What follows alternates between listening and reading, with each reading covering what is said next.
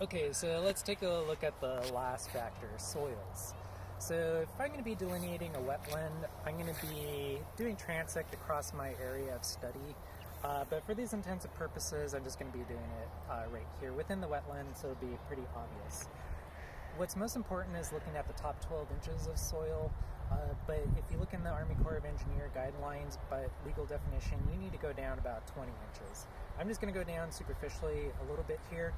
We got some standing water, so it's going to be a little sloppy, and hopefully I don't get darn too wet, but we'll see what happens here.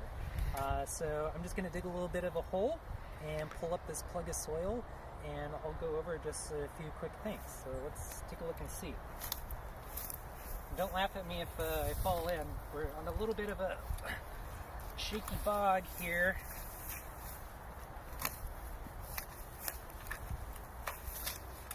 I want to use a nice, good, long spade shovel. If you talk to real soil scientists, which I am not, I worked with them in the fields and at camp at night. They'll have like a big file, and they'll just like sharpen this edge of this their shovel. It's almost like a sword, and they just like go through and sharpen that every night, which works really well because we need to dig a lot of soil. And if we're doing the NRCS soil pits, they're digging down like almost 6 feet. Sometimes I like lose them because they're just like digging down so deep. But up in the Arctic, they can't get down too deep because then they run into permafrost. But then those guys, they have these huge, tall steel rods that are like 6 feet tall, and they usually don't fit in the helicopter because they're so big, and the helicopter pilots don't like it because don't want to like attach them to the outside of the helicopter because they'll fly off and cause damage. But then they have to, if they really need to get down, they have this huge ass wedge, and they just like chip through like a couple of inches of permafrost or a feet of permafrost. It's pretty amazing. Oh, okay, so I'm getting down, and this is just like bubbling up water.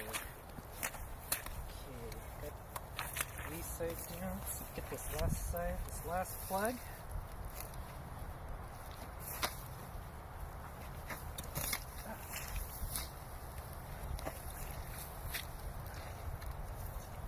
So there are three really big indicators for Alaska soils that you should be looking for. One of them is organic matter.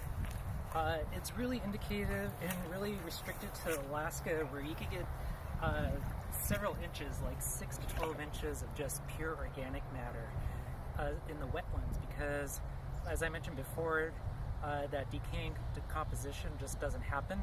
So the microbes aren't really there to decay everything down. If you look into upland soils, and think about how decaying processes work, all that litter gets broken down and gets turned into soil. In the wetland, that doesn't happen, and you just get organic matter.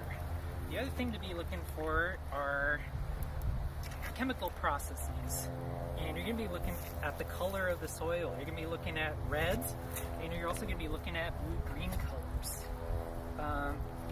And then some of the last things you're going to be looking at is just the presence of water, which is what we got here. Okay, you might want to cut this door, and while this is taking a little bit more time to dig this pit out.